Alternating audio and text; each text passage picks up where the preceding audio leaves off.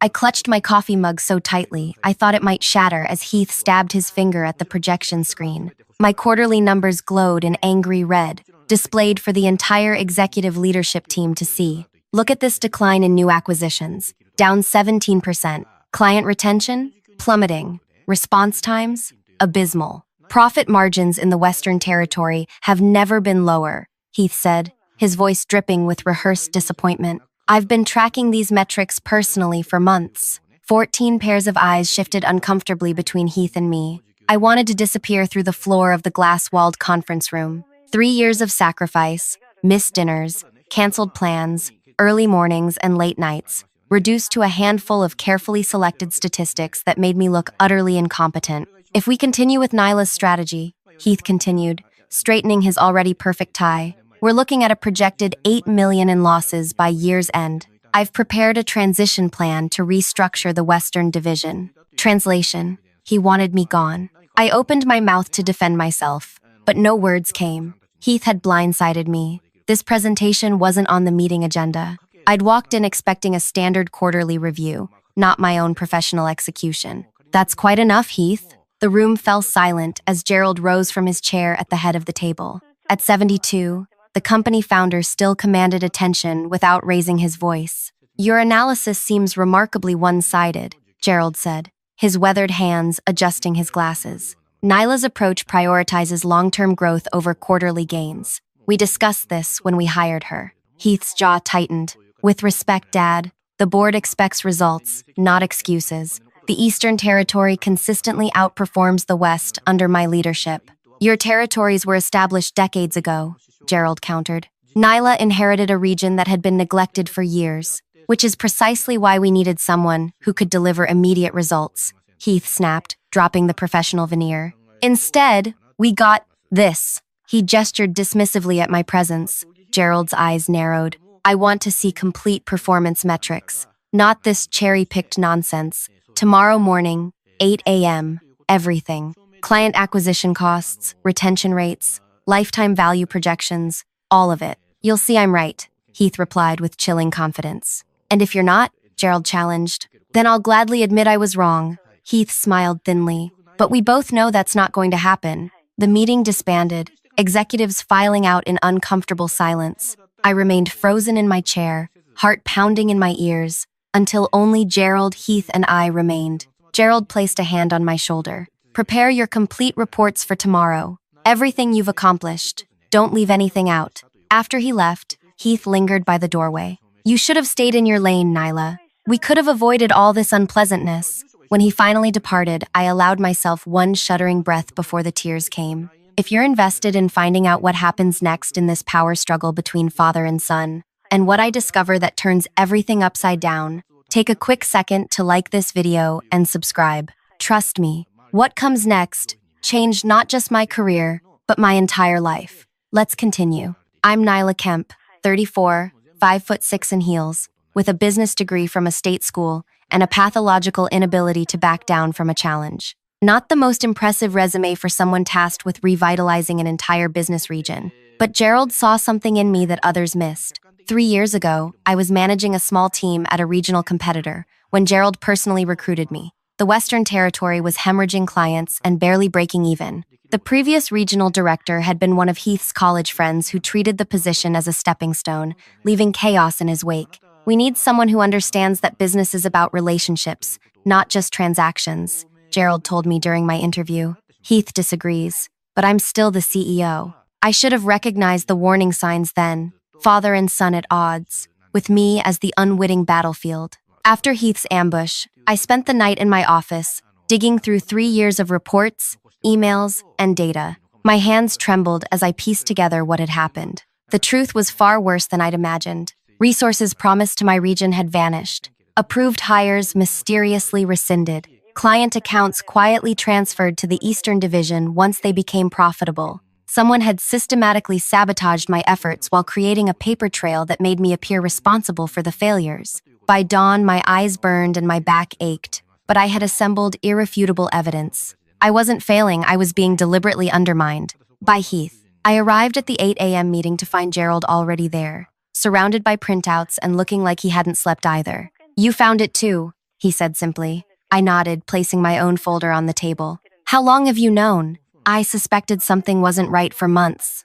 But this, he gestured to the papers. This is beyond anything I imagined. Heath arrived precisely on time, flanked by 2 financial analysts from his team. He faltered momentarily upon seeing Gerald and me already deep in conversation, but quickly recovered his confident smile. Shall we begin? Heath said, motioning for his analysts to distribute their reports. Actually, Gerald interrupted, I've been reviewing some interesting discrepancies in our resource allocation records. Heath's smile didn't waver. What sort of discrepancies? Gerald slid a document across the table. The budget for the Western Territories' digital infrastructure upgrade. The board approved $2.6 million. Only $1.4 million was ever allocated. Budget adjustments happen all the time, Heath replied smoothly. Market conditions change. Funny thing about those adjustments, I interjected, finding my voice at last. They were all redirected to projects in the Eastern Territory, projects under your direct control. Heath's analysts exchanged nervous glances. That's a serious accusation, Heath said, his voice hardening. Gerald continued as if Heath hadn't spoken. Then there's the matter of the Reynolds account. Western Territory client for 15 years until last June, when they were mysteriously reclassified as Eastern. They opened a new headquarters in Boston, Heath explained. It made sense too. Their headquarters is still in Denver, I cut in. But their account was transferred right after they signed a 3-year renewal contract that I negotiated. A contract worth $4.2 million annually. Heath's facade began to crack. Dad, are you really going to take her word over mine? These are administrative details that show a pattern, Gerald finished. A pattern of systematically undermining the Western Division while using its failures to bolster your own position. He turned to the analysts. You're dismissed. This is now a family matter. After they left, the temperature in the room seemed to drop 10 degrees. How long? Gerald asked quietly. How long have you been sabotaging Nyla's division? Heath abandoned all pretense. Sabotage?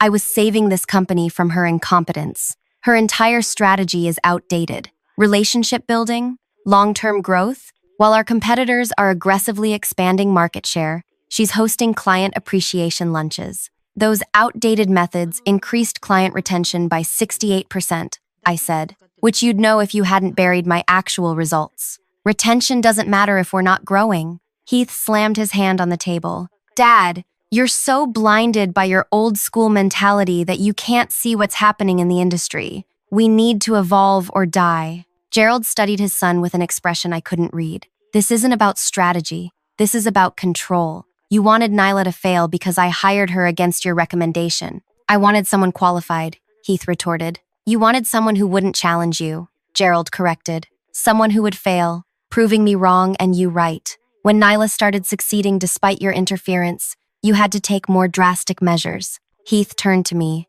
eyes blazing. You have no idea what it takes to keep this company competitive. While you're building your precious relationships, I'm fighting to keep us relevant. Is that why you diverted the resources for the Wilson contract to your division? I asked. Because nothing says competitive, like making sure your colleague doesn't have the tools to succeed. The board meets this afternoon, Gerald said with finality. They'll see everything we've uncovered. All of it, Heath. For the first time, I saw fear flicker across Heath's face. You'd side with her against your own son? Over what? Some budget reallocations? Administrative decisions that I made for the good of the company? No, Gerald replied, standing up. I'm siding with the truth against someone who betrayed my trust. Someone who was willing to destroy another person's career to feed his ego. Heath's laugh was bitter. Truth? Let's talk truth. You never thought I was good enough to run this company. You've been looking for my replacement since the day you made me COO. Well, congratulations. It looks like you found her.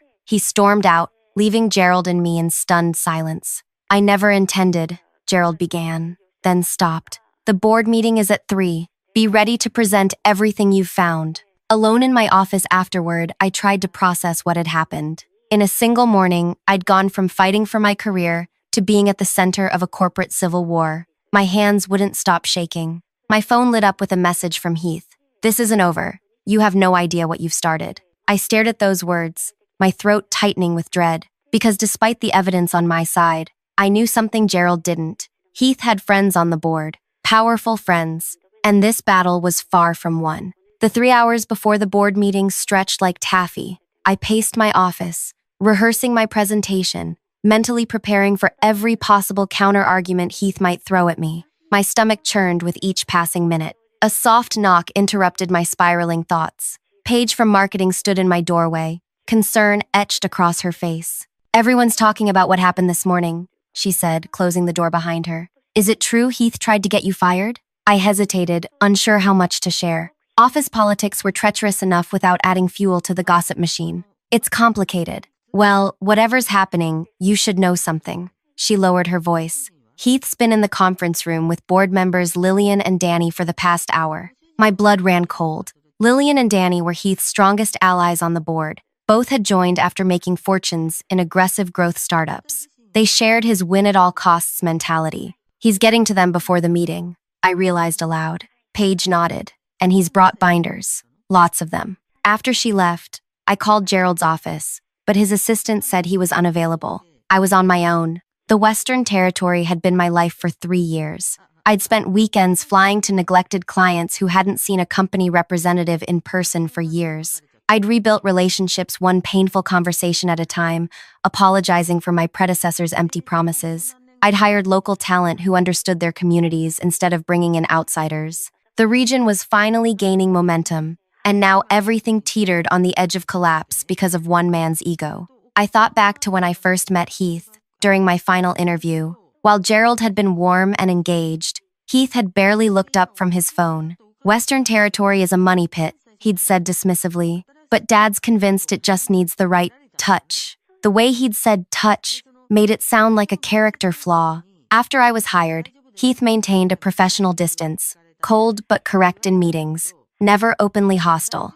He'd even occasionally praise certain initiatives in front of others. Meanwhile, behind the scenes, he was quietly dismantling everything I built. At 2:45, I gathered my materials and headed toward the boardroom. The hallway felt a mile long. Through the glass walls, I could see board members already taking their seats, 12 people who would decide my fate. Lillian and Danny were deep in conversation, occasionally glancing at documents in front of them. Gerald arrived just before 3, nodding briskly as he passed me. The deep lines around his eyes had deepened since morning. "Heath has been busy," I murmured. "I'm aware," Gerald replied. "Stick to the facts. The truth is on our side." But as we entered the room, the atmosphere told a different story. Several board members avoided eye contact. Heath sat with perfect posture, a picture of calm professionalism. Before him lay multiple neatly arranged binders with color-coded tabs. Board Chair Olivia called the meeting to order. "We understand there are serious allegations regarding resource allocation and performance reporting for the Western Territory.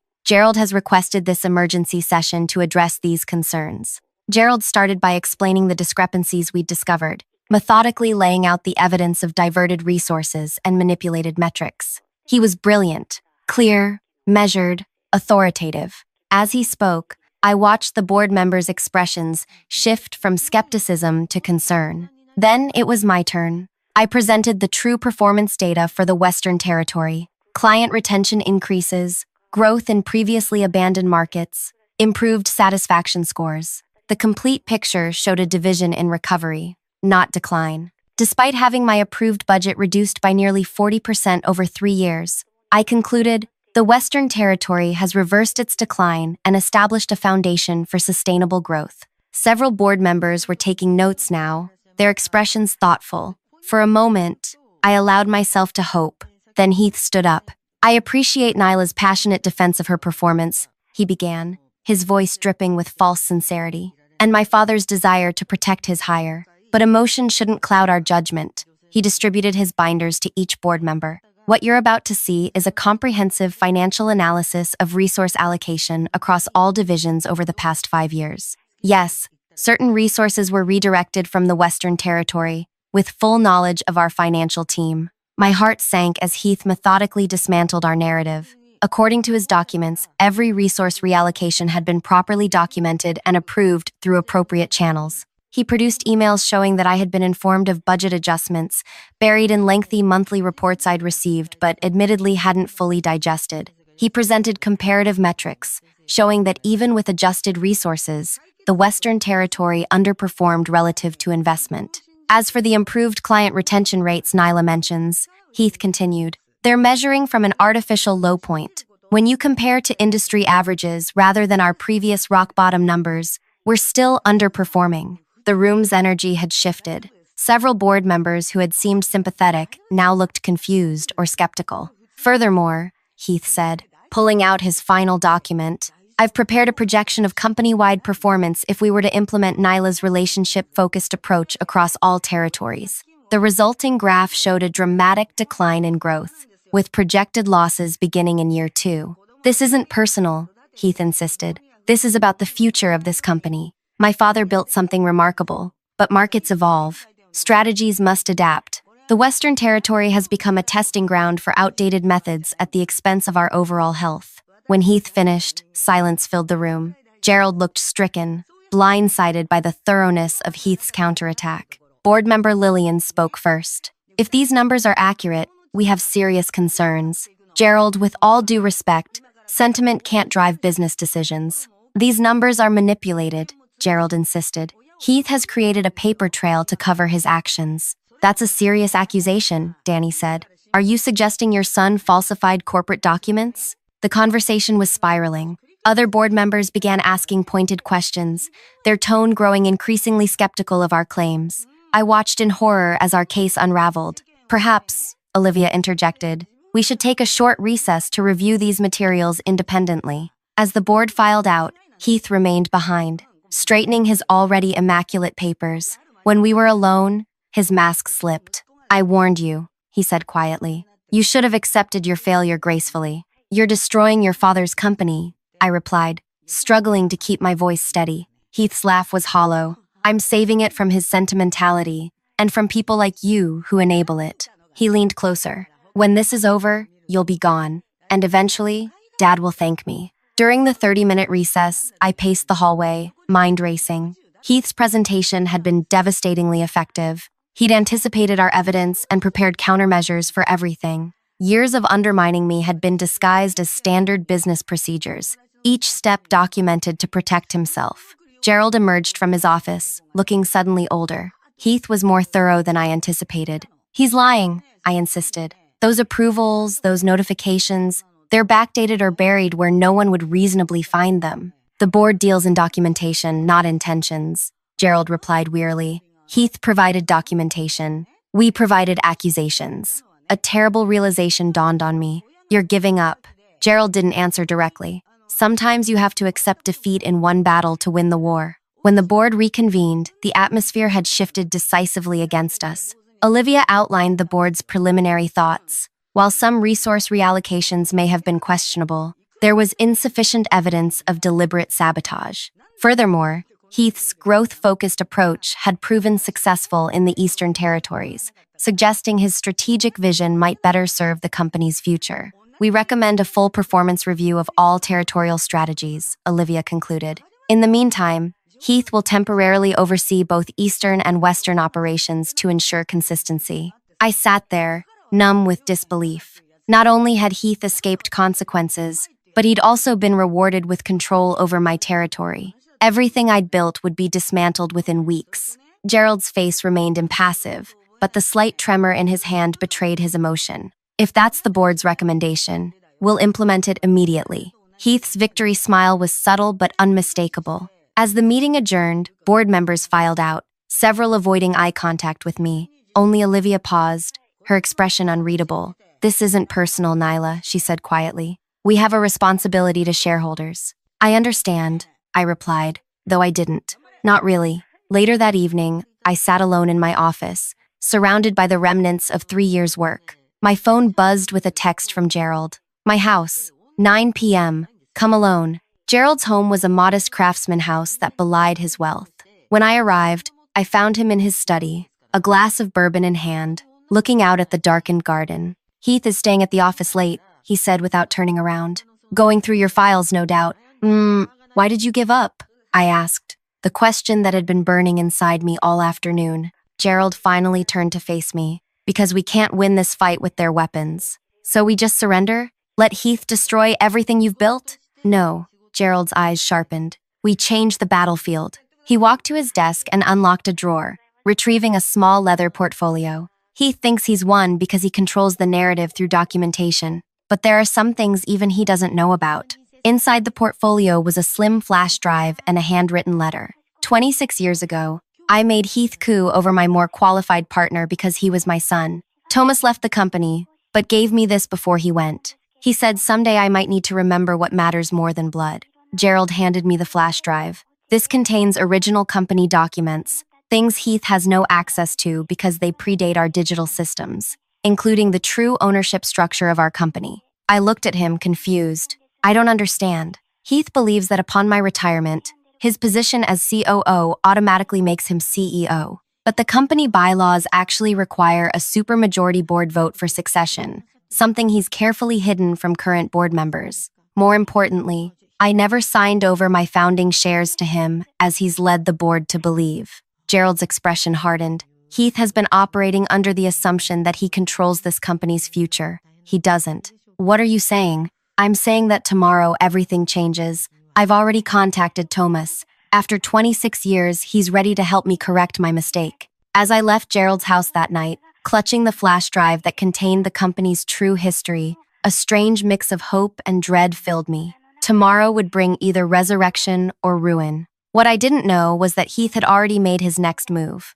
one that would force me to choose between my career and something far more important, and that choice would change everything. I arrived at the office before dawn the next morning, my mind replaying Gerald's words throughout a sleepless night. The security guard nodded as I badged in. He was used to my early arrivals. The building stood mostly empty, that liminal space before the workday begins when everything feels both abandoned and full of possibility. My office door was ajar. I distinctly remembered closing it the night before. Heart pounding, I pushed it open slowly. Everything looked untouched at first glance. Computer screen dark, papers stacked where I'd left them. Then I noticed my filing cabinet. The lock had been forced, the metal slightly bent around the keyhole. I rushed to check the contents, rifling through folders until I reached the back of the drawer. My personal backup drive was gone. That drive contained everything. Client communications, meeting notes, project timelines, all the raw data I'd used to build my case against Heath. Without it, I had only the flash drive Gerald had given me, containing historical documents but nothing about Heath's recent manipulations. My phone buzzed with a text from an unknown number. Parking garage, level 3, now. I recognized the trap but went anyway. What choice did I have? The underground parking garage echoed with my footsteps as I approached level 3. A lone figure stood between two concrete pillars, face hidden in shadow. Did you really think you could win against me? Heath's voice bounced off the concrete walls. Where's my drive? I demanded, stopping several feet away. Heath stepped forward, twirling a small black device between his fingers. You know, I was impressed with how thoroughly you documented everything. Every email, every meeting, every resource request. Almost as if you were building a case from day one. I was protecting myself, I replied. Something told me I'd need to. Smart, he acknowledged with a cold smile. But not smart enough. He pocketed the drive. The board already doubts your claims. How will they react when they learn you've been secretly documenting confidential company information? That's grounds for immediate termination. You stole from my office, I countered. That's breaking and entering. Heath's laugh echoed in the empty garage. Your office belongs to the company. I'm the COO. Nothing was stolen. I was simply securing company property that you'd inappropriately removed from our servers. He was right. Technically, all those files belong to the company. I'd been careful to only include work-related communications on that drive, nothing personal. In trying to protect myself, I'd handed him a weapon. What do you want, Heath? Resignation letter on my desk by noon. Citing personal reasons, of course. No severance, no recommendations. His eyes glinted in the dim light. Walk away quietly, and this drive stays between us. Make any accusations, and I'll make sure the board sees you as a disgruntled employee who violated company policy. And if I refuse, then I'll destroy your career so thoroughly you won't find work managing a corner store. He checked his watch. You have 4 hours to decide. Choose wisely. After he left, I remained rooted to the spot, mind racing. If I resigned, Heath won completely. If I fought, he'd use my own documentation against me. And waiting for Gerald's plan felt increasingly like clinging to false hope. By 9, the office hummed with activity. I sat at my desk, staring at a blank resignation template on my screen. 3 hours until Heath's deadline. My phone rang, Gerald. We need to talk. Not in the office. Meet me at Riverside Park in 30 minutes. The morning air felt unusually crisp as I found Gerald on a bench overlooking the river. His shoulders slumped with the weight of invisible burdens. Heath took my backup drive, I said without preamble. He's demanding my resignation by noon. Gerald didn't look surprised. He came to my house last night, told me he was calling an emergency board meeting at 1 o'clock today to vote on removing me as CEO for health concerns. My stomach dropped. Can he do that? With enough board support, yes. He's been cultivating allies for years, positioning himself as the future. Yesterday's meeting showed how effective he's been. Gerald handed me a coffee he'd brought. Heath believes he's winning. And on paper, he is. So what do? We let him believe that until the very end. Gerald's expression hardened with resolve. The board meeting is our moment. Before then, I need you to do something that will feel wrong. What? Write that resignation letter. I stared at him, bewildered. You want me to quit? I want Heath to think you have quit, Gerald corrected. Submit the letter at 11:59. By then, everything else will be in place. What everything else? Gerald stood, checking his watch. I have spent the night calling in favors from people who remember what this company was built on. People Heath does not even know exist. He paused. Do you trust me, Nyla? The question hung between us. Did I trust this man I had known for only 3 years? Who was asking me to potentially sacrifice my career on faith alone? Yes, I said finally. I trust you. Then be in the boardroom at 1 o'clock in the afternoon. Do not be early, do not be late, and bring the flash drive I gave you. Back at the office, I crafted the most professional resignation letter of my life, citing personal reasons as Heath demanded. At 11:58, I printed it. At 11:59, I placed it on Heath's empty desk, his assistant watching curiously. At 12:45, I received a company-wide email announcing an emergency board meeting regarding leadership transition. Heath was making his move against his father. At precisely 1 o'clock in the afternoon, I walked into the boardroom to find a tableau frozen in surprise. Heath stood at the head of the table, mid-sentence, while Gerald sat calmly to his right. The board members' expressions ranged from confusion to annoyance at my interruption. Miss Kemp, Olivia said stiffly, this is a closed board meeting. Miss Kemp is here at my request, came a voice from the doorway behind me. A tall man in his 70s entered, followed by 3 others I didn't recognize. The color drained from Heath's face. Thomas, he whispered. Gerald stood. Board members, this is Tomas Rivera, co-founder of this company and still majority shareholder, despite what some documentation might suggest. Murmurs rippled through the room. Tomas stepped forward, his presence commanding immediate attention. I've been silent for 26 years out of respect for Gerald's wishes, he said, his voice carrying the weight of authority. That silence ends today. What followed was the most methodical dismantling of a person I'd ever witnessed. Tomas and his team, the company's original legal counsel and 2 forensic accountants, presented irrefutable evidence that Heath had been systematically falsifying documents for years. Not just about my territory, but about company ownership, board voting rights, and succession plans. The amendments to the company bylaws that supposedly granted automatic succession to the COO were never ratified, one accountant explained, displaying the original documents from Gerald's flash drive alongside Heath's altered versions, and the share transfer documents showing Mr. Reese signing over his founder's stake to his son are forgeries. With each revelation,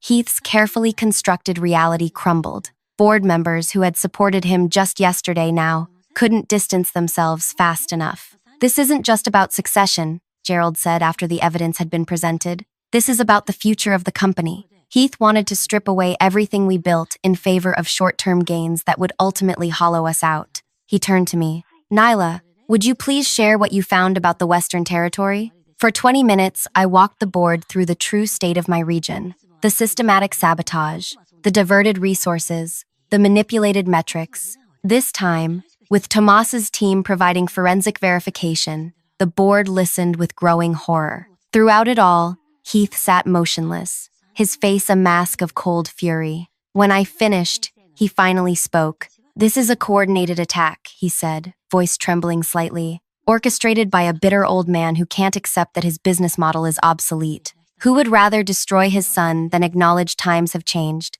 This isn't about business models, Gerald replied quietly. This is about integrity, something you lost somewhere along the way. Heath's laugh was brittle. Integrity doesn't keep shareholders happy. Results do. And my methods get results. At what cost? Tomas asked. You've alienated employees, manipulated data, and sabotaged your own company to feed your ego. I did what was necessary, Heath insisted, glancing around for support that no longer existed. Every decision was for the good of this company. The board will need to deliberate on next steps, Olivia said, her voice carefully neutral. In the meantime, Heath, I believe it would be appropriate for you to take a leave of absence. A leave? Heath sputtered. I'm the coup. This company needs me. Actually, Gerald interjected, sliding a document across the table. You're not. This is your resignation letter, effective immediately. Heath stared at the paper. I'm not signing that. You don't need to, Gerald replied. The board can remove you with cause.